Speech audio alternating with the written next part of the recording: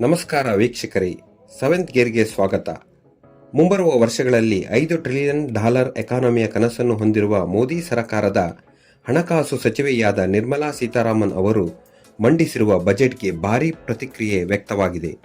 ಓರ್ವ ಮಹಿಳಾ ಕೇಂದ್ರ ಹಣಕಾಸು ಸಚಿವೆಯಾಗಿ 8ನೇ ಬಾರಿಗೆ ಬಜೆಟ್ ಮಂಡಿಸಿರುವುದು ಒಂದು ಮೈಲುಗಲ್ಲೇ ಸರಿ. ಹಾಗಂತ ಈಗ ಸರಕಾರ ಇದನ್ನು ಸಂಭ್ರಮಿಸುವ ಸ್ಥಿತಿಯಲ್ಲಂತೂ ಇಲ್ಲ. ಯಾಕಂದರೆ ಭಾರತದ ಆರ್ಥಿಕ ಸ್ಥಿತಿಯ ಬೆಳವಣಿಗೆಯು ನಿರೀಕ್ಷೆಯಷ್ಟು ಇಲ್ಲ. GDP ಕುಸಿತ, ಹಣದುಬ್ಬರ ಇಳಿಕೆ, ರೂಪಾಯಿಯ ಮೌಲ್ಯ ಕುಸಿತ, ಹಣಕಾಸಿನ ಕೊರತೆ, ನಿರುದ್ಯೋಗದಂತಹ ಸಮಸ್ಯೆಗಳು ನಕಾರಾತ್ಮಕ ಪರಿಣಾಮಗಳನ್ನು ಬೀರುತ್ತಿದೆ. ದೇಶದ ಆರ್ಥಿಕತೆಯು ನಿರ್ಣಾಯಕ ಹಂತದಲ್ಲಿರುವಾಗ ದೊಡ್ಡ ಸವಾಲುಗಳನ್ನು ಮೀರಿ ದೇಶವನ್ನು ಪ್ರಗತಿಯತ್ತ ಕೊಂಡೊಯ್ಯುವಲ್ಲಿ ಪ್ರಮುಖ ಪಾತ್ರ ವಹಿಸುವ ವಾರ್ಷಿಕ ಬಜೆಟ್ನ ಮುಖ್ಯಾಂಶಗಳನ್ನು ನೋಡೋಣ ಬನ್ನಿ. ಮೊದಲನೆಯದಾಗಿ ಹೇಳುವುದಾದರೆ, ಈ ಬಾರಿ ವೇತನದಾರರಿಗೆ ಭರ್ಜರಿ ಕೊಡುಗೆಯನ್ನು ನೀಡಲಾಗಿದೆ. 7 ಲಕ್ಷ ಇದ್ದ ತೆರಿಗೆ ವಿನಾಯಿತಿಯನ್ನು 12 ಲಕ್ಷಕ್ಕೆ ಏರಿಸಲಾಗಿದೆ.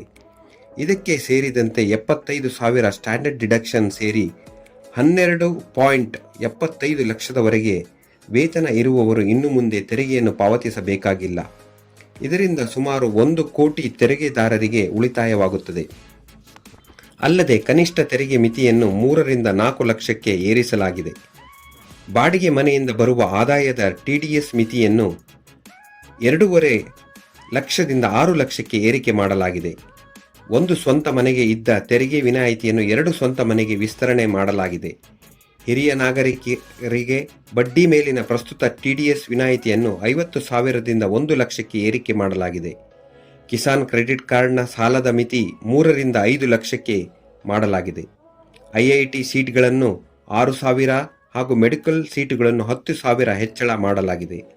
8 ಕೋಟಿ ಮಕ್ಕಳು, ಗರ್ಭಿಣಿಯರಿಗೆ ಪೌಷ್ಟಿಕ ಆಹಾರವನ್ನು ನೀಡುವ ಗುರಿಯನ್ನು ಇಡಲಾಗಿದೆ. ಈ ವರ್ಷ 200 ಕ್ಯಾನ್ಸರ್ ಡೇ ಕೇರ್ ಸೆಂಟರ್ ಸ್ಥಾಪನೆ ಹಾಗೂ ಮುಂದಿನ 3 ವರ್ಷಗಳಲ್ಲಿ ಎಲ್ಲ ಜಿಲ್ಲಾ ಆಸ್ಪತ್ರೆಗಳಲ್ಲಿ ಕ್ಯಾನ್ಸರ್ ಕೇರ್ ಸ್ಥಾಪನೆಯ ಗುರಿಯನ್ನು ಇಡಲಾಗಿದೆ. ಪ್ರಮುಖವಾಗಿ ಹೇಳುವುದಾದರೆ, ಕ್ಯಾನ್ಸರ್ ಸೇರಿ ಇನ್ನೂ 36 ಜೀವರಕ್ಷಕ ಔಷಧಿಗಳ ಮೇಲಿನ ಬೇಸಿಕ್ ಕಸ್ಟಮ್ ಡ್ಯೂಟಿಯನ್ನು ಸಂಪೂರ್ಣವಾಗಿ ರದ್ದು ಮಾಡಲಾಗಿದೆ. ಮೇಡ್ ಇನ್ ಇಂಡಿಯಾ ಟಾಯ್ಸ್ಗಳ ರಫ್ತಿಗೆ ಪ್ರಾಮುಖ್ಯತೆಯನ್ನು ನೀಡಲಾಗಿದೆ. 120 ಹೊಸ ಮಾರ್ಗಗಳಲ್ಲಿ ಉಡಾನ್ ವಿಮಾನ ಸೇವೆಯನ್ನು ಆರಂಭಿಸುವುದು, ದೇಶಾದ್ಯಂತ ಗ್ರಾಮೀಣ ಸರಕಾರಿ ಶಾಲೆ ಹಾಗೂ ಎಲ್ಲ ಆರೋಗ್ಯ ಕೇಂದ್ರಗಳಿಗೆ ಬ್ರಾಡ್ಬ್ಯಾಂಡ್ ಸಂಪರ್ಕ, ಮನೆ ಮನೆಗೆ ಕುಡಿಯುವ ನೀರು ಒದಗಿಸುವ ಜಲ್ ಜೀವನ್ ಮಿಷನ್ನ 2028ರವರೆಗೆ ವಿಸ್ತರಣೆ, ಸುಮಾರು 1 ಕೋಟಿ ತಾತ್ಕಾಲಿಕ ಗುತ್ತಿಗೆ ಆಧಾರದ ಕೆಲಸಗಾರರಿಗೆ ವಿಮೆ ಸೌಲಭ್ಯ, MSMEಗಳಿಗೆ 10 ಕೋಟಿವರೆಗೆ ಸಾಲದ ಮಿತಿ ಏರಿಕೆ, ಬಂದರುಗಳ ಅಭಿವೃದ್ಧಿಗೆ 25,000 ಕೋಟಿ ನಿಧಿ ಸ್ಥಾಪನೆ, ಸುಮಾರು 50 ಪ್ರವಾಸಿ ತಾಣಗಳ ಅಭಿವೃದ್ಧಿ, ಪರಮಾಣು ಇಂಧನ ಉತ್ಪಾದನೆ ಮತ್ತು ಸಂಶೋಧನೆಗೆ 20,000 ಕೋಟಿ ವೆಚ್ಚದಲ್ಲಿ ಕೇಂದ್ರ ಸ್ಥಾಪನೆ ಮಾಡುವ ಘೋಷಣೆ ಮಾಡಲಾಗಿದೆ. ಅಲ್ಲದೆ ಮುಖ್ಯವಾಗಿ ರಕ್ಷಣಾ ಇಲಾಖೆಗೆ 6.80 ಕೋಟಿ ರೂಪಾಯಿ, ರೈಲ್ವೆ ಇಲಾಖೆಗೆ 2.50 ಲಕ್ಷ ಕೋಟಿ ಕಾಯ್ದಿರಿಸಲಾಗಿದೆ. ಇದಲ್ಲದೆ ಇಂಪೋರ್ಟೆಡ್ ಬೈಕ್, EV ಬ್ಯಾಟರಿಗಳು, mobile phone, USB charger, microphone, ಸಮುದ್ರ ಉತ್ಪನ್ನಗಳು ಹಾಗೂ 12 ಮುಖ್ಯ ಖನಿಜಗಳ ಬೆಲೆಯಲ್ಲಿ ಇಳಿಕೆಯಾಗಲಿದೆ.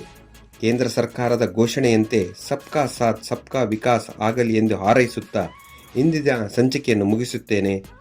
ಧನ್ಯವಾದಗಳು. ಮತ್ತೆ ಸಿಗೋಣ.